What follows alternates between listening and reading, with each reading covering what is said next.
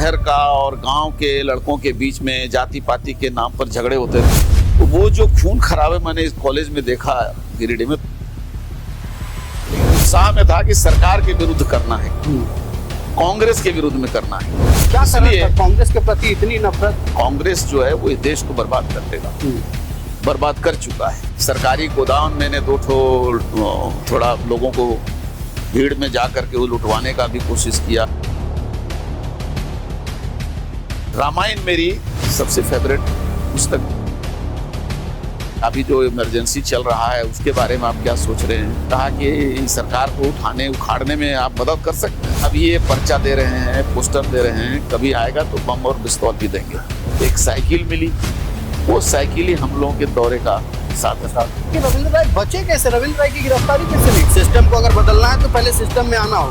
बाबूलाल मरांडी जी तो उस समय कहीं राजनीतिक और सार्वजनिक जीवन में थे ही नहीं। उस वक्त बाबरी विध्वंस हुआ, झारखंड में भी कई आवाजें बुलंद हुई। आप उस वक्त कहाँ थे? बेरोजगारी की हालत में यदि आप राजनीति में जाओगे तो लोग यही कहेंगे कि पेट चलाने आया। न स्वतंत्रता है, न समानता है, न बंधुत्व है। कि हम जो इतिहास जानते हैं और जो पढ़ाया जा रहा है उसमें अंतर है। आजाद हिंदुस्तान में या अंग्रेजों के हिंदुस्तान में जो इतिहास भारत के लिखे गए वो विदेशियों के गुणगान के इतिहास थे। मुगल जो है वो राजपूत जो वहाँ संघर्षशील समाज था यहाँ का, उसके घर वैवाहिक संबंध भी बनाता था और उसको डिमोरलाइज भी करता था। पाठ्यक्रमों में एनसीईआरटी के किताबों में बदलाव हो रहे हैं, उससे भी कहीं ना कहीं जुड़े हुए हैं आप। 1985 में मैं पहली बार चुनाव लड़ गया बगोदर से, तो मेरे दादाजी मेरे चुनाव प्रचार में नहीं निकले। बीच में एक अफवाह भी उड़ी थी कि जेवीएम जाने वाले हैं रविंद्र राय। देखिए, मैं उन बातों का आज आपसे खुलासा करूंगा। बाबरी मस्जिद था या ढांचा? 150 हथौड़ा मैंने भी चलाया था। आंखों के सामने वो अद्भुत दृश्य मुझे याद है कि तीनों गुंबज कैसे एक एक करके ढह गए। लेकिन कांग्रेस पार्टी कहती है कि वो सेक्युलर इंडिया का एक काला अध्याय था। वास्तव में सेकुलरिज्म शब्द ही अपने आप में गलत है। सेकुलर एक प्रकार से मुझे लगता है कि अमानवीय चिंतन। जो आप सुप्रीम कोर्ट पर सवाल उठा रहे हैं, justice delayed is justice denied. क्या है मामला? लोगों को अब भी शिकायत है, कोई बदलाव ना अब हुआ ना तब हुआ था। इसका मुझे अफसोस है। लैंड बैंक पर भी कई सवाल उठे। दुष्प्रचार कई बार सच्चाई को उजल कर देता है। एक सामाजिक विभाजन करके झारखंड की राजनीति को एक प्रकार से ग्रहण लगा दी। देशी घुसपैठिया का मामला राष्ट्र के और क्षेत्र के अस्मिता का सवाल, संस्कृति का सवाल, लेकिन उसको सांप्रदायिकता से जोड़ा। बहुमत की गठबंधन भी कभी कभी खतरनाक हो जाते हैं। क्या बीजेपी प्रदेश अध्यक्ष की रेस में डॉक्टर रविंद्र राय हैं? बाबूलाल जी जब जेवीएम में गए तो आप उनके साथ नहीं रहे। पहली बार सार्वजनिक रूप से खोल रहा हूं इस विषय को। साल 1975 का था, देश भर में इमरजेंसी लगा हुआ था, लेकिन झारखंड में एक युवा शख्स साइकिल पर घूम रहे थे। हालांकि जो खानदान थे राजनीतिक पृष्ठभूमि से भरा हुआ जरूर था, लेकिन जनता के प्रति समर्पण और दिल में देश प्रेम लिए एक शख्स लोगों को जागरूक करने का काम कर रहे थे। देखते देखते उम्र बीता, राजनीति को समझे, राजनीतिक क्षेत्र में धीरे धीरे एक एक सीढ़ियां चढ़ी। पहले विधायक, फिर मंत्री और सांसद भी बने। देश की प्रमुख पार्टी के प्रदेश अध्यक्ष बने और मौजूदा झारखंड बीजेपी के कार्यकारी अध्यक्ष हैं डॉक्टर रविंद्र राय। आज डॉक्टर रविंद्र राय हमारे साथ हमारे स्टूडियो में मौजूद हैं। सर, आपका बहुत स्वागत है न्यूजीलैंड भारत के स्टूडियो में। सबसे पहला सवाल सर, कैसे हैं? बिल्कुल सही हैं और सही प्रकार से ठीक ठाक हैं जी। राजनीति की जो वर्तमान झारखंड की हालत है वो थोड़ी चिंता का विषय है। राजनीति की हालत चिंता का विषय है। आप विपक्ष में हैं, आप भली भांति समझते हैं कि कहां सवाल उठाना है और आप लोग उस सवाल को उठा भी रहे हैं। राजनीतिक पहलुओं पर हम बातचीत करेंगे। पहले रविंद्र राय के बारे में हम लोग जान लेते हैं। रविंद्र राय एक ऐसे शख्सियत है जिनके बारे में ये कहा जाता है कि उन्होंने शुरू से राजनीति देखी। बताएं थोड़े अपने बचपन के बारे में, चूंकि आपके दादाजी भी विधायक थे, आपके पिताजी आजादी के बाद से लेकर साल 2005 तक सरपंच रहे। कैसा बीता बचपन आपका? देखिए, ये बात सही है कि हम सार्वजनिक जीवन के बीच रहने वाले परिवार में भगवान की कृपा है जन्म लिए, और जब हमको कोई राजनीतिक ज्ञान नहीं था तो भी इलेक्शन का प्रचार करने का हम सबको मौका मिलता था। दादाजी हमारे चुनाव लड़ते थे। पहली बार 57 में वो विधायक बने। 67 तक वो चुनाव लड़ते रहे। कभी वो जीतते भी थे, कभी हारते भी थे। और समाज में एक प्रतिष्ठा थी। हमारे पिताजी, जैसा आपको पता है, जब से पंचायती राज की कार्यक्रम शुरू हुआ देश में, संवैधानिक व्यवस्था हुई, तो पहले दिन से लेकर के और जब तक सरपंच का पद रहा पंचायतों में, वो सरपंच थे। और मुझे अपने पिता के हाथों भी दंडित होने का सौभाग्य मिला था कि हमने अपने घर में काम करने, और सहयोगी हमारी जो गांव की महिला थी एक, जो मेरे घरेलू काम में सहयोग करती थी, दाई माँ थी, उसके बकरी का टांग हमने किसी कारणवश हम लोग तीनों भाई मिलकर के तोड़ दिए फसल काटने पर। तो मेरे पिताजी ने हमको दंड दिया था कि जब तक उसका पैर प्लास्टर कराने के बाद ठीक ना हो तब तक पत्ता पहुंचाना है। और उस दाई माँ के माफी के बाद भी हम लोगों को यह काम करना पड़ा। ऐसा लगा जीवन में कि न्याय को छोड़ करके कभी भी जीवन में आगे बढ़ने की बात नहीं सोची जा सकती है। चाहे कितना ही कमजोर आदमी समाज में हो, सबके साथ न्यायपूर्ण बात होनी चाहिए। तो एक ईमानदारी की बात और अपने ऊपर उंगली ना उठे, इसका एहसास पारिवारिक जीवन में भी हमने किया था। और संजोग ऐसा था कि तब हम लोग राजा बहादुर कामाख्या नारायण सिंह की जो जनता पार्टी थी उससे जुड़े हुए थे। झारखंड के वो सबसे बड़े नेता थे। उनके बराबर की तुलना में कोई झारखंड की भूमि पर कोई व्यक्ति नहीं था। उनके साथ हम लोगों के एक प्रकार से कहा जाए पारिवारिक संबंध थे, लेकिन उतने ही विनम्रता से समाज से संबंध बनाने का एक परंपरा बनी रही। तो उसका जो संस्कार था, उसका मन पर जो प्रभाव था, वो हमारे जीवन में बचपन से था। और गलत का विरोध करने की एक आदत सी बन गई थी। वो हमने घर में मेरे संस्कार बना था। चलिए, वो तो जिंदगी का एक फेज आया होगा जब आपने बताया कि पिताजी से दंडित हुए, तब समझ में आया कि नहीं, किसी को भी परेशान नहीं करना है। हम आपके उस बात पर लौटते हैं जब आपने कहा कि आपने बकरी का पैर तोड़ दिया था। अब आपके बचपन को थोड़ा एक्सप्लोर करते हैं। आप चूंकि विधायक के घर के थे, एक राजनेता के घर के थे, आपको दोस्तों के साथ खेलने जाने में या फिर दोस्तों के साथ घूम लिया, तालाब में नहा लिया, कभी पेड़ से आम तोड़ लिया, इमली तोड़ लिया, इन सब करने के लिए बहुत छुप छुप के भागना पड़ता होगा, घर से निकलना पड़ता होगा? नहीं, खेलने में हम लोगों की रोक नहीं थी, लेकिन हाँ, मेरी माँ पढ़ी लिखी कम थी, परंतु पढ़ाई के प्रति उसको बहुत ही आसक्ति थी। और वो प्रतिदिन लालटेन जला करके हम लोगों को देती थी, और शाम को 3 घंटा वो जरूर अपने देख रेख में पढ़वाती थी। उसका कारण था कि मेरे मामा घर में भी पढ़े लिखे लोग थे। बाद में एक जयप्रकाश जी के अनुयायी होने के कारण मेरे मामा भी विधायक बने थे। देवघर में रहने वाले थे, वहाँ के सबसे रॉयल और रिनाउंड एडवोकेट रहे वो चंद्रमौलेश्वर प्रसाद सिंह। तो वो जो पढ़ाई के प्रति हमारे घर में एक आकर्षण था, उसका जरूर आग्रह था। और 6ठा क्लास में ही हमको हॉस्टल में दे दिया गया। अच्छा। तो गांव से मात्र 7 किलोमीटर की दूरी पर थे, 9 किलोमीटर की दूरी पर थे। कहाँ था ये हॉस्टल? भरकट्टा बेसिक स्कूल के हॉस्टल में शिक्षकों के साथ रहना पड़ा। तो आप एक समझ लेते हैं कि यदि स्वतंत्र हॉस्टल होता तो वहां कुछ स्वतंत्रता होती, परंतु शिक्षक के साथ रह करके और पढ़ना, तो उसका एक बड़ा अनुशासन जीवन में आया। और दिनचर्या जो है वो बंधा हुआ था। कितने बजे हमको मैदान की तरफ जाना है, कितने बजे हमको रूम में बैठ जाना है, कितने बजे सो करके उठ जाना है, कितने बजे कमरे की बत्तियां बंद हो जाएगी। तो ये एक 6ठा क्लास से हमारे जीवन में इस प्रकार की दिनचर्या आई।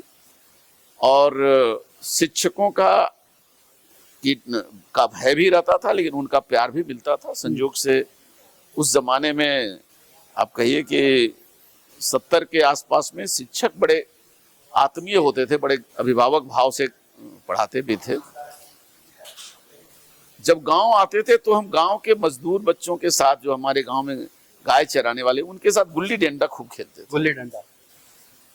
और उन दिनों गांव के खेतों में मछली मारना, ये सब चीजें चलती थी। तो ग्रामीण संस्कृति हमारी जो थी वो हम लोगों के रगों में बिल्कुल व्याप्त था। और गांव के खेल, खेती बाड़ी, कहिए कि गर्मी के दिनों में बैलगाड़ी से, जमींदार परिवार से हम लोग जरूर थे, किंतु पिताजी हम लोगों को गोबर फेंकने के लिए भेजते थे। बैलगाड़ी से लेकर के जाते थे, गोबर गिराने का काम खुद करते थे। मजदूर से मजेदार खेती में क्या रहता था? वो चौकी पर बैठ के, जब खेत में चौकी पड़ता है उस पर बैठ के घूमना, या फिर हल जब चल रहा है बैल को हाँकना, क्या सबसे मजेदार क्या था आपके लिए खेती? अब तो वो जमाना चला गया, लेकिन वो जो जिसको कहते हैं कि जोतने के बाद खेत का को बराबर करने के लिए चौकी और डोहट हम लोग देते थे, फिर बीहन छीटना, वो भी एक आकर्षण रहता था। लेकिन प्रतिदिन जलपान लेकर के और भी सुबह सुबह जाना पड़ता था मजदूरों के लिए, पिताजी के लिए, जिसको कलौआ कहते हैं। हाँ, वो नहीं, सुबह का जलपान जिसमें सत्तू हो सकता है, बासी भात हो सकता है, पिताजी के लिए भी। खेती के साथ एक विशेषता है कि घर के बच्चे भी, महिलाएं भी जो खेत पर नहीं जाती हैं जी, उनका भी, और जो खेत पर जाते हैं काम कराने के लिए और जो काम करने के, सब एक प्रकार से एक दूसरे से जुड़े रहते हैं। तो एक सामूहिक जीवन का एहसास वहां होता है, सब एक दूसरे पर परस्पर निर्भर हैं और एक दूसरे के बिना काम नहीं चल सकता है। तो एक जो समाज में सबके महत्ता को एहसास कराए, ये कृषि है। बिल्कुल। आपने बताया कि जब बच्चे थे माँ लालटेन जला कर देती थी। मुझे अपना बचपन याद आ गया, जब हमें पढ़ने का मन नहीं होता था क्या करते थे? लालटेन का बत्ती गिरा देते थे। कभी आप लोग किए हैं? नहीं, ऐसा इसलिए नहीं हो पाता था कि चूंकि माँ हमारी देखती रहती थी और एक व्यक्ति बैठे रहते थे वहां पर। कभी कभी पिताजी भी बैठ जाते थे, हालांकि वो इस पर ज्यादा ध्यान नहीं देते, परंतु एक गांव को, घर को मैनेज करने वाले एक व्यक्ति होते थे, वो देखते रहते थे। तो जब एक दो बार झपकी आती थी तो फिर अनुमति मिल जाती थी सोने के लिए। अच्छा। लेकिन हम लोग गांव में रहने वाले लोग थे, तो पढ़ाई के प्रति कोई कंप्रोमाइज गांव में रहने के बावजूद भी हमारे परिवार में नहीं था। इसी कारण हम लोग 3 भाई थे, तो तीनों भाई हम लोग, एक बड़े भाई हमारे अच्छे एडवोकेट हुए, दूसरे भाई भी एमएससी किए, मैंने भी एमए किया, कॉलेज का लेक्चरर भी हुआ और लंबे समय तक अच्छी पढ़ाई करने का और करने का भी मेरे इतिहास रहा। तो गांव के जीवन को जोड़ते हुए भी शिक्षा के महत्व जो है उसका एहसास मुझे अपने पारिवारिक जीवन में मिला, माता पिता से मिला था। आपने जब हाई स्कूल पास किया, हजारीबाग आप गए, संत कोलंबस में आपकी पढ़ाई हुई है स्नातक की, जहां तक मुझे जानकारी है। और वहां पर जाकर क्या छात्र राजनीति की शुरुआत वहीं से हुई कि जो बचपन से गुर सीखा है, चलो आप इसको प्रैक्टिकली करके देखते हैं? नहीं, ऐसा है कि मैं जब मैट्रिक पास किया तो मैं गिरिडीह कॉलेज गया। हाँ। गिरिडीह कॉलेज में इंटरमीडिएट की पढ़ाई की। उन दिनों गिरिडीह कॉलेज में दुर्भाग्य से जातिवाद की बहुत झगड़े होते थे। अच्छा, मतलब शुरुआत वहां हुई? वही हुई। और उसमें मैं जहाँ रहता था, एक लॉज में, बजरंग लॉज बोलते थे उसको, तो आपस में शहर का और गांव के लड़कों के बीच में जाति पाति के नाम पर झगड़े होते थे। तो उसमें मारपीट किए हुए व्यक्ति जो घायल हुआ, वो हमारे रूम में ला करके सुला दिया गया था उसको। ये कौन सा साल था?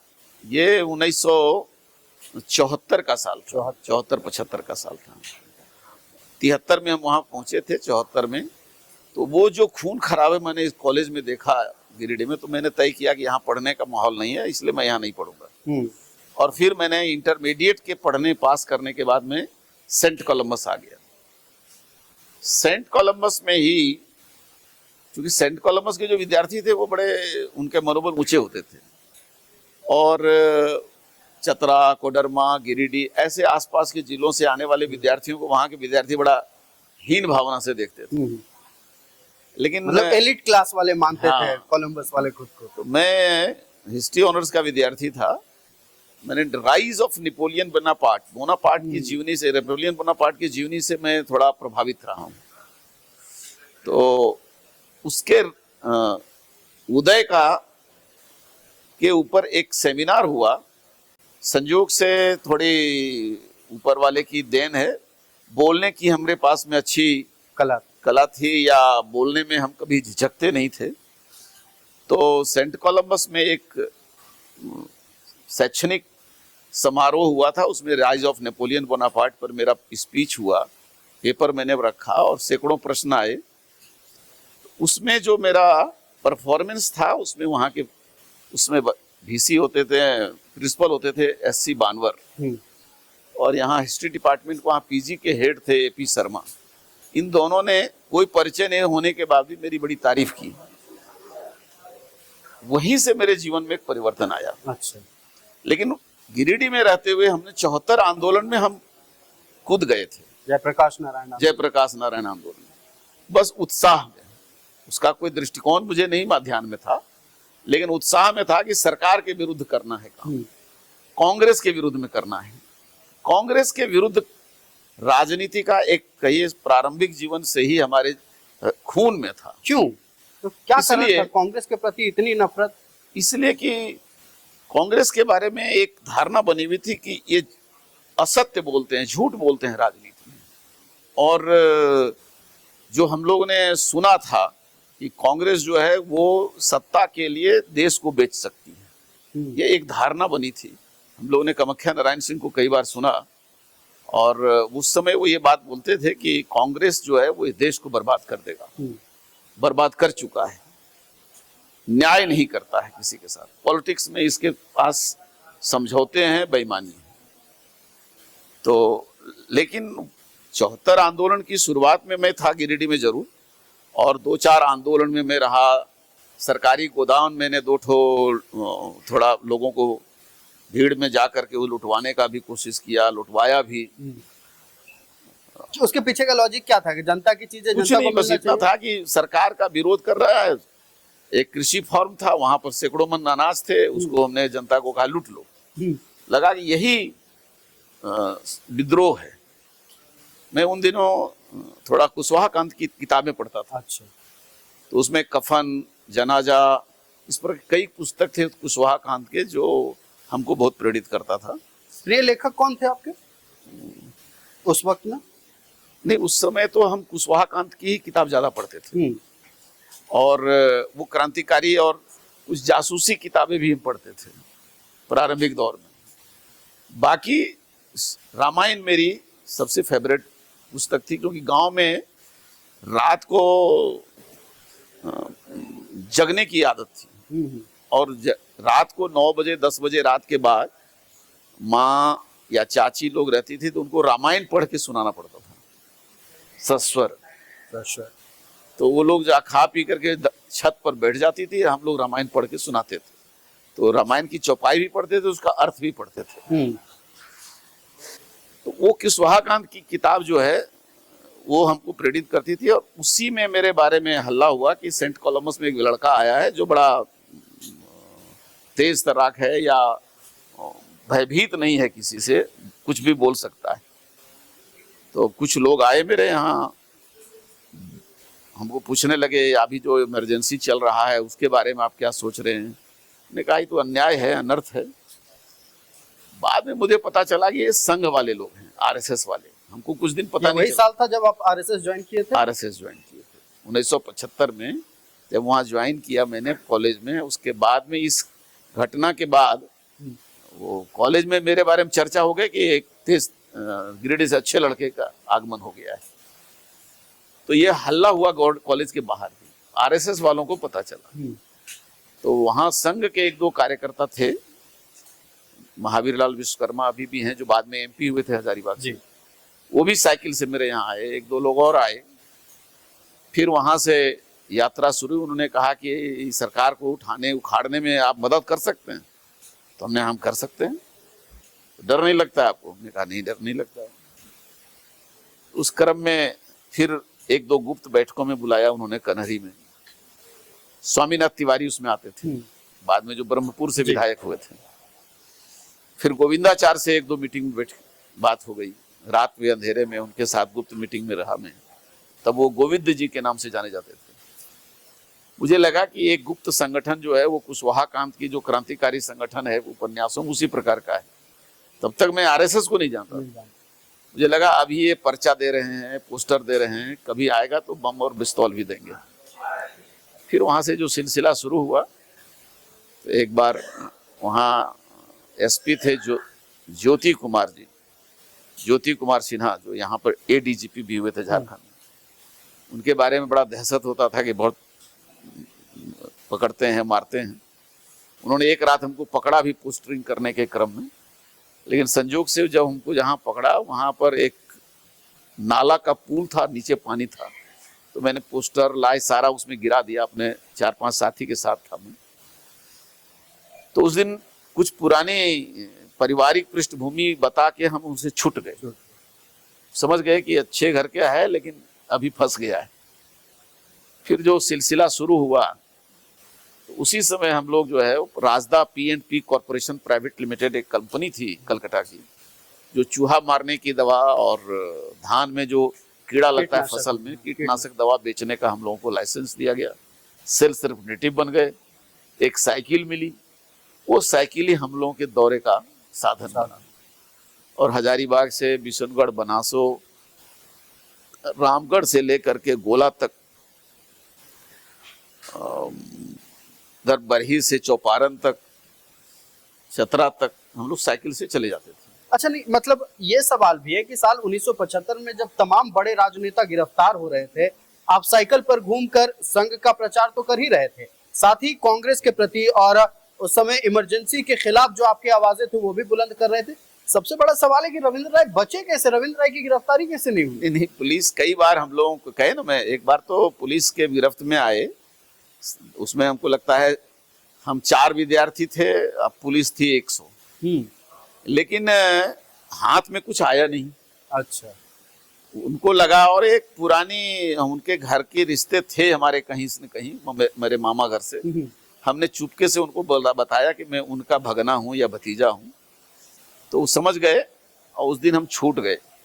पुलिस पहुंचे उसके पहले हम लोग को कुछ न कुछ जानकारी मिल जाती थी, संघ के लोग उसके बारे में, उसमें संघ के प्रचार नहीं होता था। इमरजेंसी में जो काम होता था, चाहे वो तुर्कमान गेट की घटना हो, नसबंदी का कार्यक्रम हो, इन सब चीजों के खिलाफ बोल करके जनता को भड़काते थे। जब सरकारी अफसर पहुंचते थे तो हम लोग बताते थे कि देखिए मैं चूहा मारने का दवा बेच रहा हूं।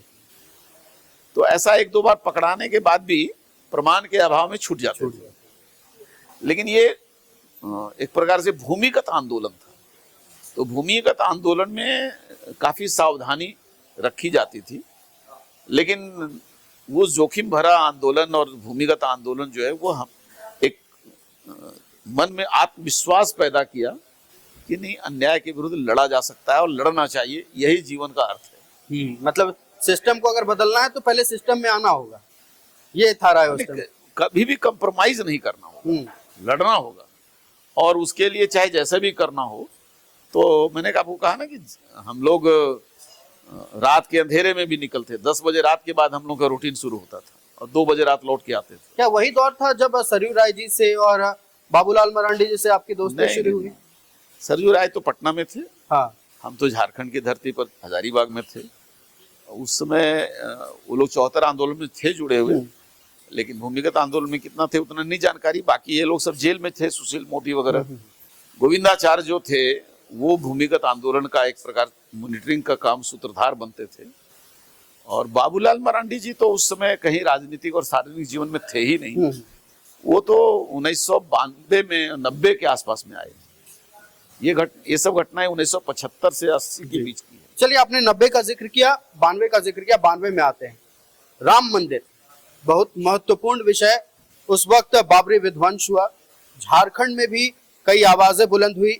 आप उस वक्त कहाँ थे जब आपको खबर मिली, या क्या आप वहीं अयोध्या में थे या झारखंड में थे, कहाँ थे? मैं अयोध्या में था, कार सेवक थे। कार सेवक थे। पहली बार जब वो कार सेवा के लिए जाना हुआ था उसमें हम भेजने वालों में थे, जा नहीं सके थे जब गोली चली थी, जब मुलायम सिंह की सरकार थी जी। उस समय मैं जा नहीं पाया, मुझको अनुमति नहीं मिली थी आरएसएस से, संगठन से। उसमें था कि आप भेजिए, सारी व्यवस्था करिए, लेकिन रामशिला का पूजन, एकात्मता यात्रा, ये सारा कार्यक्रम हम करवा रहे थे उसमें हम लोग विद्यार्थी परिषद का मैं लंबे समय तक काम किया पूर्णकालिक के रूप में। 1977 में आप एबीवीपी ज्वाइन कर दी। जब जैसे इमरजेंसी खत्म हुआ मैं एबीवीपी में आया और प्रदेश का उपाध्यक्ष रहा, रांची विश्वविद्यालय का संगठन मंत्री रहा, पूर्णकालिक रहा 4 वर्षों तक, होल टाइमर जिसको हम लोग कहते हैं। और उसमें विद्यार्थी परिषद का बहुत प्रभावी काम था रांची विश्वविद्यालय में। तब संथाल परगना छोड़कर पूरा झारखंड रांची विश्वविद्यालय ही था। यहाँ से हमने कॉलेज में जीवन में गया। एक बार मैंने पूछा गोविंदाचार्य से, मैं राजनीतिक क्षेत्र में जाना चाहूंगा, क्या करना चाहिए? उन्होंने कहा राजनीतिक क्षेत्र में जाओगे तो रोजगार जरूर करना चाहिए। बिल्कुल। बेरोजगारी की हालत में यदि आप राजनीति में जाओगे तो लोग यही कहेंगे कि पेट चलाने आया है। तब मैंने तय किया कि हम 2 काम में से कोई एक करेंगे, या तो कॉलेज का शिक्षक बनेंगे या तो कोर्ट में वकील बनेंगे। हाँ। तो मैंने लॉ की भी पढ़ाई की, हालांकि 2य वर्ष ही कंप्लीट कर पाए थे। इसी बीच में हम एमए कर लिए थे और हमको कॉलेज में पढ़ाने का काम मिल गया, लेक्चररशिप का। तो हमने आप चूंकि हिस्ट्री के लेक्चरर हैं, एक सवाल आपसे तो जरूर पूछना बनता है, कौन सा वो दौर था? फ्रेंच रिवॉल्यूशन को आप रिलेट करते हैं या फिर कोई एक ऐसा रिवॉल्यूशन जिसको मौजूदा राजनीतिक परिदृश्य में आप प्रासंगिक मानते हैं, जो होना चाहिए, मतलब ऐसा कोई एक फेज आना चाहिए?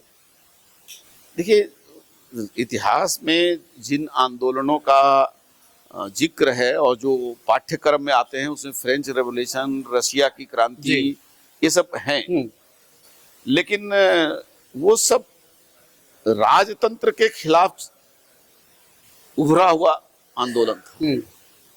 वर्तमान समय में आजादी के बाद जो देश में आजाद वातावरण बना, तो सामंतवादी व्यवस्थाएं तो लगभग समाप्त हो गई थी। सामंतवाद की मुर्दा को ढो करके यहाँ पर कम्युनिस्ट लोग जरूर जिंदा रहे, लेकिन वास्तव में वो सामंतवादी व्यवस्था आजाद हिंदुस्तान में कभी दिखी नहीं। जो सामंतवाद जिसके लिए प्रसिद्ध है या जिसके नाम से जो उसकी चर्चा होती थी, अभी लोकतंत्र का दुरुपयोग करके जो सरकार बनती है और लोकतंत्र के नाम पर जो जनता में निराशा और हताशा आई, वो आंदोलन और इतिहास में जिन आंदोलन को पढ़ाया जाता है उसमें बहुत फर्क है। कैसे, क्या क्या अंतर क्या है, बताएं, मतलब विस्तार से। मैंने कहा ना कि उस समय जैसे चीन में ही क्रांति हुई या रूस में क्रांति हुई, फ्रांस में क्रांति हुई, लेकिन उन क्रांतियों के बाद उन देशों में तानाशाह पैदा हुए।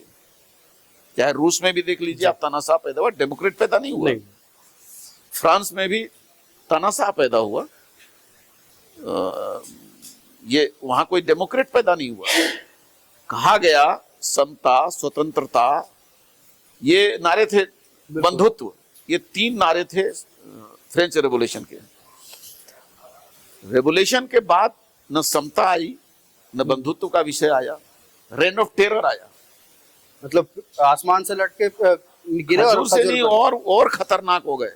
उसमें दिदरो का एक शासन आया 4 साल 2.5 साल का, जिसमें तमाम क्रांतिकारियों को गिलोटिन पर चढ़ा दिया गया। आज भी जब संसदीय व्यवस्था में कोई बजट या कोई विभाग को किसी के साथ क्लब कर दिया जाता है तो कहते हैं लोग गिलोटिन, यानी बहुत दर्दनाक मौत। तो फ्रेंच रेवोल्यूशन के बाद जो शासन आया उसमें आतंक का राज्य आया, उसका वो टॉपिक है आतंक का राज्य। उसके बाद नेपोलियन बोनापार्ट आई। तो लेकिन आजाद हिंदुस्तान के जो विषय हैं, वो आजादी के बाद मुझे लगता है कि भारत की जो आजादी है वो अपने आप में दुनिया में अनोखी है, और यहाँ पर सत्ता में परिवर्तन भी होता रहा, आंदोलन भी होते रहे। इसकी तुलना मुझे लगता है इतिहास के किसी क्रांति से या किसी आंदोलन से नहीं किया जा सकता है। सामंतवाद के विरुद्ध पैदा होकर के फिर सामंतवाद के गर्भ में चला जाना, ये नियति रही। जैसे आज भी चीन में जिस व्यवस्था के विरुद्ध आंदोलन हुआ, आज उसी व्यवस्था में चीन है, उसी पूंजीवाद में फंस गया, उसी प्रकार के कॉकस में तानाशाही के बीच में चीन फंसा हुआ है। वहां न स्वतंत्रता है, न समानता है, न बंधुत्व है। फ्रांस की भी वही हालत है। लोकतांत्रिक व्यवस्था में जन आंदोलन का इतिहास सामान्य रूप से हिंदुस्तान में ही देखा जाता है। पाकिस्तान में भी नहीं देखा जा सकता है, बांग्लादेश में भी नहीं देखा जा सकता है। आंदोलन के नाम पर अराजकता हो सकती है, लेकिन आंदोलन के नाम पर व्यवस्था परिवर्तन की बात सोचने वाले लोग पैदा नहीं हुए कभी। अच्छा, आप हिस्ट्री के प्रोफेसर हैं, तो एक सवाल और ये है कि आप लगातार जब बच्चों को पढ़ाते थे, मन में पीड़ा होती थी कि हम जो इतिहास जानते हैं और जो पढ़ाया जा रहा है उसमें अंतर है, बदलाव होनी चाहिए पाठ्यक्रमों में?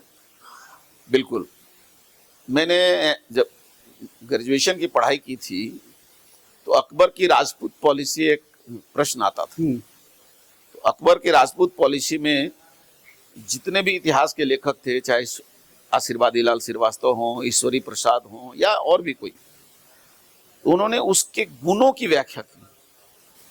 आजाद हिंदुस्तान में या अंग्रेजों के हिंदुस्तान में जो इतिहास भारत के लिखे गए वो विदेशियों के गुणगान के इतिहास थे और हिंदुस्तान के पुरातन व्यवस्था की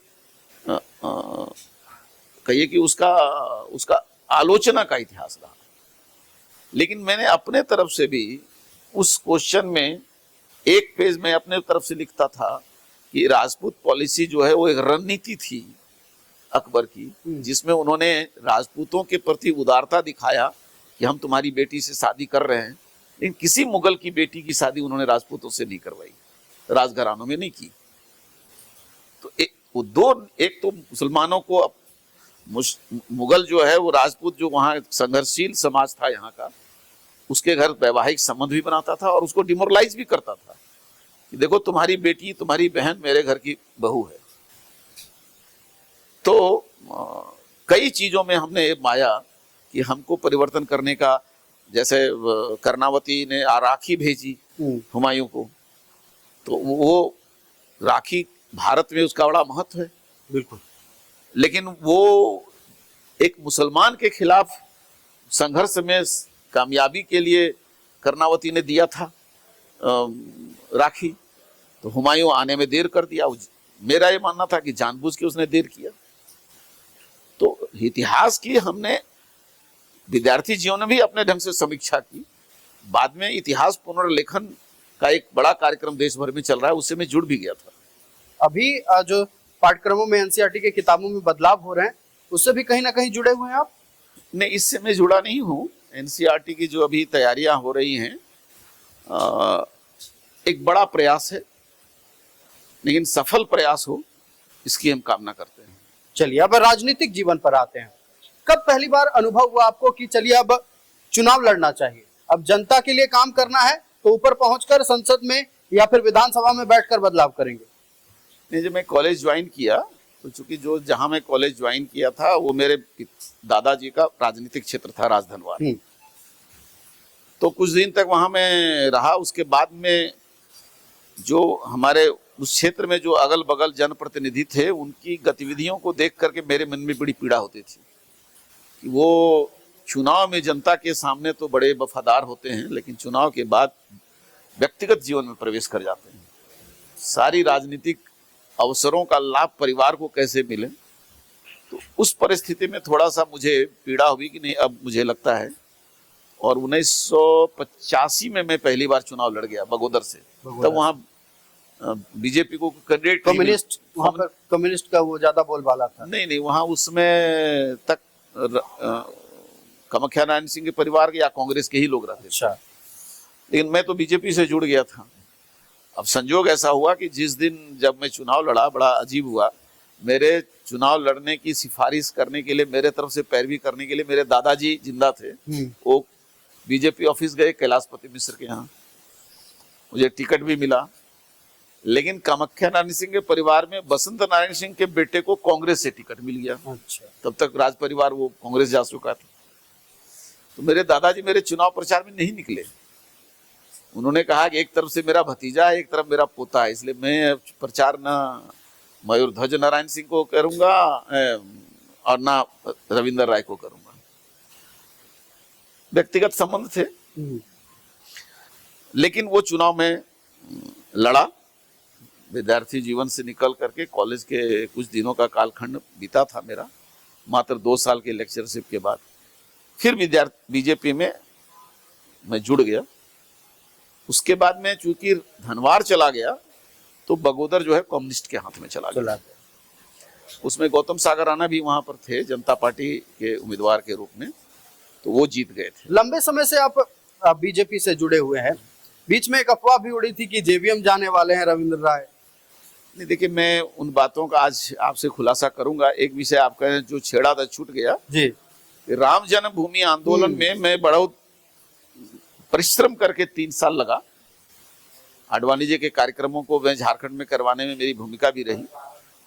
लेकिन जिस दिन मेरा सौभाग्य है कि जिस दिन बाबरी मस्जिद ढह गया उस दिन मैं कार सेवा में अयोध्या में था। बाबरी मस्जिद था या ढांचा? ढांचा।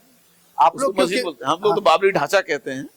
बाबरी ढांचा जिस दिन ढहाने का काम हुआ उस दिन मैं अयोध्या में था और मेरे हाथों से मैं भी वो पुण्य काम करने का अवसर मिला था।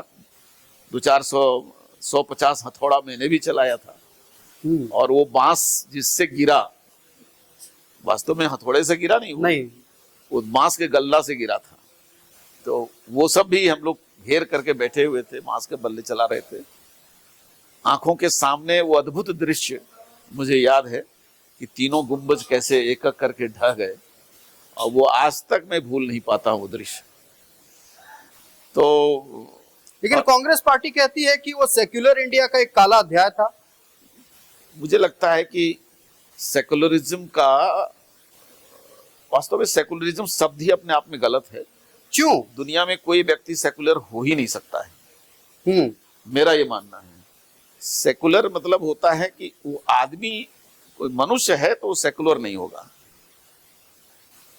कहीं न कहीं उसकी निष्ठा होगी, किसी न किसी के प्रति, सत्य के प्रति उसकी ईमानदारी होगी। सेकुलर एक प्रकार से मुझे लगता है कि अमानवीय चिंतन है, सेंसेशन जिसके अंदर नहीं है, उचित अनुचित का जिसको ख्याल नहीं है। तो वो काला अध्याय नहीं था, बल्कि राष्ट्रीय स्वाभिमान को जागृत करने का एक ठोस बुनियाद रखने का दिन था वो। और हम लोग वो काम करके लौटे और उसका एक लंबा असर हिंदुस्तान की राजनीति पर पड़ा है। मंदिर तब बना नहीं बना, लेकिन विदेशी आक्रांताओं ने भारत की जमी को जहां जहां भी कलंकित किया, यहाँ की आस्था और सांस्कृतिक जीवन को जहां जहां भी डैमेज किया था, उसको संवारने के लिए भारत के समाज जो है वो सक्षम है, इसका एहसास हुआ। लेकिन आपके विरोधी दल तो कहते हैं कि राम मंदिर बीजेपी ने थोड़ी बनवाया हो, तो सुप्रीम कोर्ट के आदेश के बाद बना है। देखिए, कई ऐसे मुद्दे हैं, मैं उस पर ज्यादा बोलना नहीं चाहता, जिस पर सुप्रीम कोर्ट चुप रहती है, वो भी वक्त का इंतजार करती है। मतलब आप सुप्रीम कोर्ट पर सवाल उठा रहे हैं? इसलिए मैंने कहा कि मैं इस पर कुछ ज्यादा नहीं बोलना चाहूंगा। लेकिन सुप्रीम कोर्ट में केस तो 70-80 साल से है और सुनवाई का माहौल आज मिला और जो माहौल बना कि नहीं, आज अब फैसला दिया जा सकता है, सुप्रीम कोर्ट ने जो सच था वो बोल दिया और उसका अनुसार काम भी हो गया।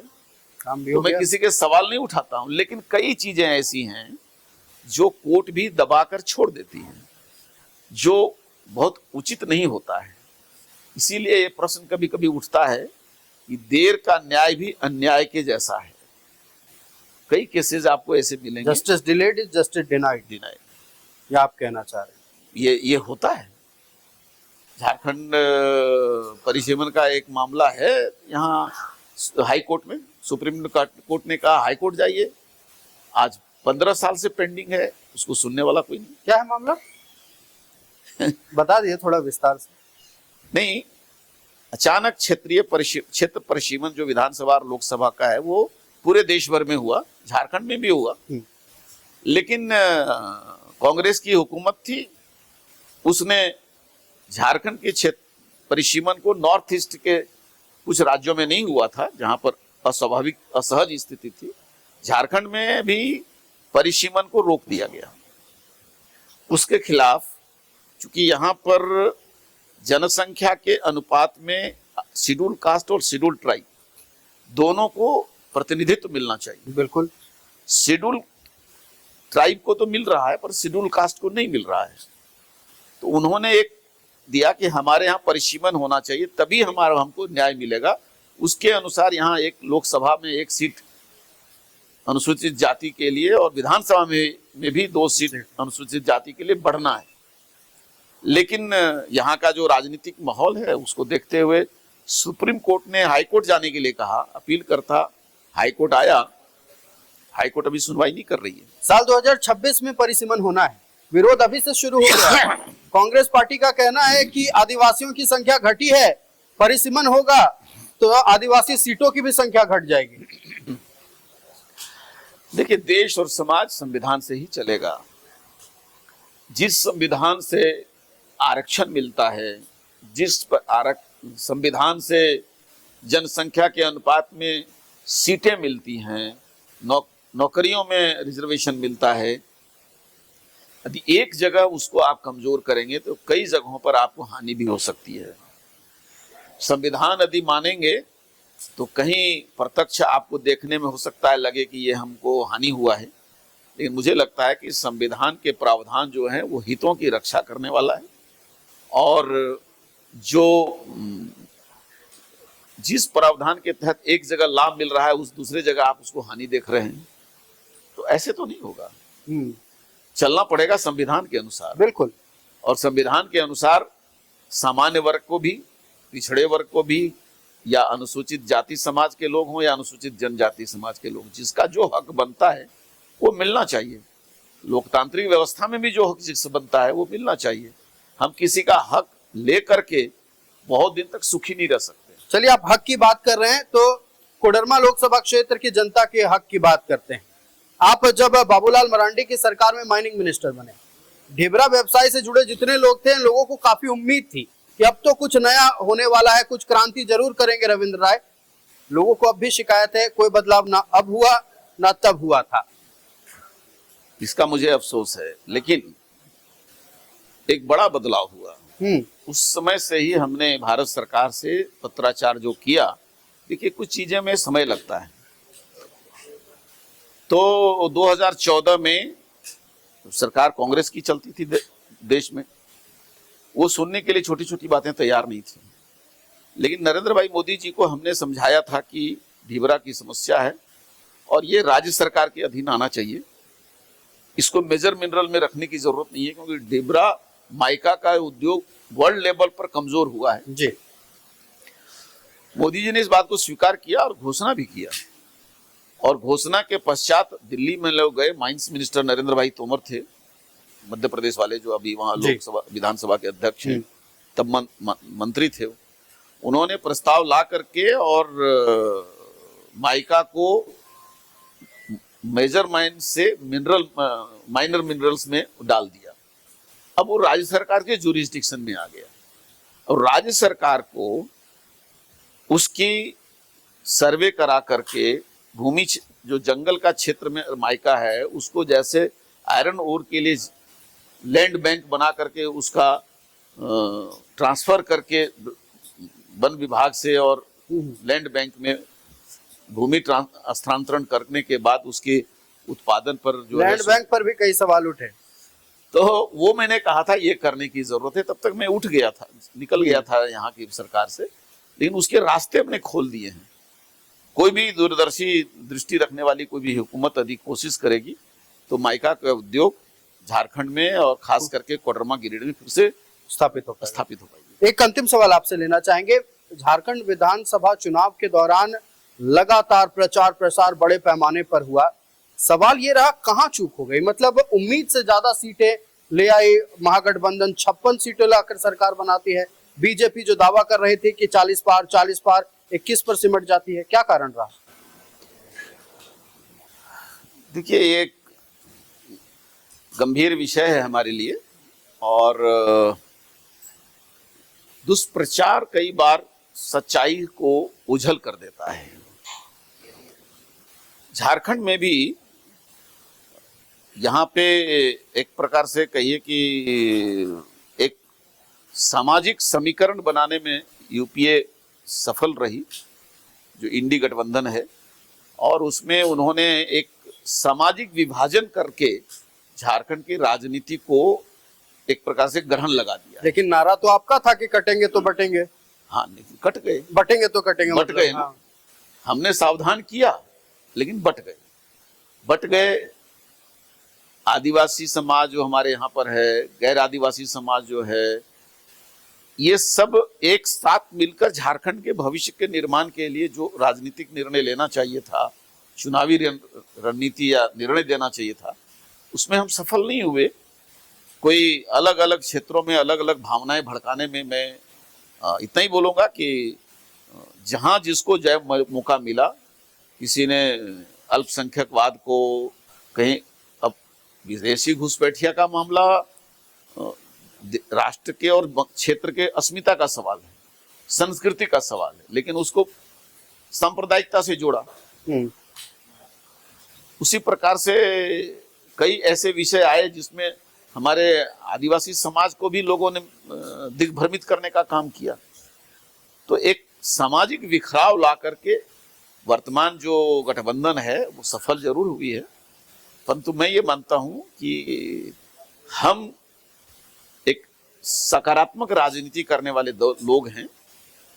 समय लग सकता है, लेकिन जिस दृष्टि से, जिस सपने से झारखंड का निर्माण बीजेपी ने किया, वो सपना हमें पूरा करना है, जो अटल जी ने, आडवाणी जी ने हम लोग को दिखाया था। अब उसमें से एक प्रकार से आप कहिए एक ग्रहण काल है। इस ग्रहण काल से झारखंड को मुक्ति दिलाना और फिर से एक सामाजिक समरसता यहाँ कायम करना, जिसमें आदिवासी, गैर आदिवासी, अल्पसंख्यक सभी झारखंड के हितों में एक जैसा विचार करे और आने वाले दिनों में एक अच्छा निर्णय दे, इसकी जरूरत है। पहले तो ये राज्य जब बना तो लोगों को लगा कि कभी अस्थायी हुकूमत ही नहीं बनेगी। हमें इस बात का खुशी है कि 2014 से पहले तक तो यही होता था, लेकिन मैंने जब 2014 में मुझे पार्टी का नेतृत्व का भार दिया गया था, तो मैंने एक ऐसी परिस्थिति और एक ऐसा रणनीति बनाया था जिसमें एक मजबूत सरकार बनी और 5 साल की सरकार बनी। और मुझे इस बात की खुशी है उसके बाद भी जो सरकार बनी वो 5 साल के लिए बनी। क्या? लेकिन कई बार इस प्रकार की मजबूत या पूर्ण बहुमत की गठबंधन भी कभी कभी खतरनाक हो जाते हैं, जो आज दिख रहा है। अच्छा, एक अंतिम सवाल आपसे लेना चाहेंगे, क्या बीजेपी प्रदेश अध्यक्ष की रेस में डॉक्टर रविंद्र राय हैं? देखिए, मैं किसी रेस में नहीं हूँ। मुझे रेस में रहने की यदि आदत होती तो 2019 में हमको चुनाव से मुक्त किया गया, तो उस समय भी कई दलों से मुझे ऑफर आया था, और मैं चाहता तो किसी भी, कई ऐसी पार्टियां थी जो मेरे सामने चुनाव लड़ने का मुझे ऑफर दी थी, मैं लड़ सकता था। 2024 में भी मुझे कई जगहों से इस प्रकार के मौके मिल रहे थे, लेकिन ऐसा है कि हम जहां तक आए हैं उसमें एक विचारधारा का देन है, जिस विचारधारा का पोषण करने का काम हमारे ऋषियों मुनियों ने किया है और वर्तमान समय में संघ करता है। संघ के स्वयंसेवक के नाते हम लोगों ने भगवा ध्वज के सामने कसम खाई है। तो दुखी होता है मन, परंतु उसे छोड़ नहीं सकते। आपने एक बीच में एक प्रश्न पूछा था कि बाबूलाल जी जब जेबीएम में गए तो आप उनके साथ नहीं रहे। मैं रहा था 1.5 साल तक, कोशिश किया था कि वो भटकाव उनका खत्म हो जाए जल्दी, लेकिन जब कांग्रेस से वो समझौता कर लिए तो मैंने अपने संगठन को बता दिया। और मैं जब उनके यहाँ था, मैं आज पहली बार सार्वजनिक रूप से खोल रहा हूँ इस विषय को, कि जब मैं बाबूलाल जी के साथ था तो हम संघ की जानकारी में था। हमारे मदन दास देवी हमारे मार्गदर्शक थे, सर कारवार रह चुके थे, विद्यार्थी परिषद के राष्ट्रीय संगठन महामंत्री थे, उनके नॉलेज में था, सुषमा दीदी के नॉलेज में था, और हमारे सुषमा स्वराज जी चली गई दुनिया से, हमारे वर्तमान में एक नेता हैं उनके भी नॉलेज में था, और उनका सबका कहना था कि बाबूलाल जी भटक गए हैं, उनको संभालो।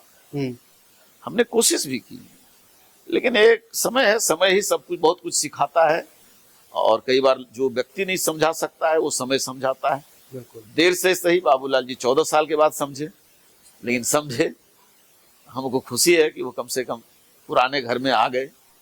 और इसलिए हम बिल्कुल वास्तव में जहां हम हैं वो हमारी पृष्ठभूमि परिवार की जरूर राजनीतिक थी, लेकिन वैचारिक रूप से हम एक प्रकार से कहीं हमारी अंदर मन में और हमारे दिल में जो आधार बना वो संघ के कारण बना था। तो हम वहां से चल करके अपने आप को कभी कभी जब मन अस्थिर होता है तो फिर उसी जगह पर आकर के स्थिर करता हूँ। चलिए, समय से बलवान कुछ नहीं होता है।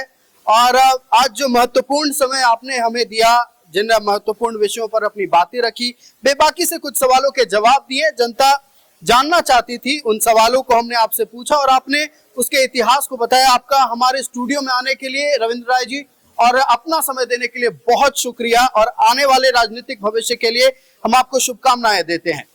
बहुत धन्यवाद, आपने बहुत समय दिया और कई मन की बात जो अभी तक मेरे मन में कभी व्यक्त नहीं कर पाया था वो भी आज आपके साथ हम शेयर किया।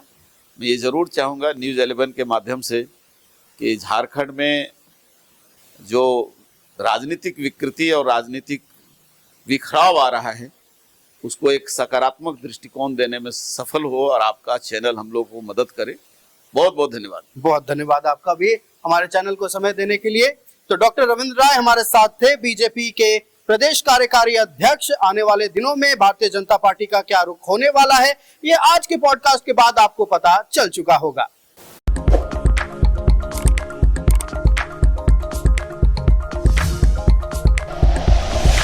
Like and share videos, subscribe करें हमारा चैनल और प्रेस करें बेल आइकॉन। न्यूज़ 11 भारत, सच है तो दिखेगा।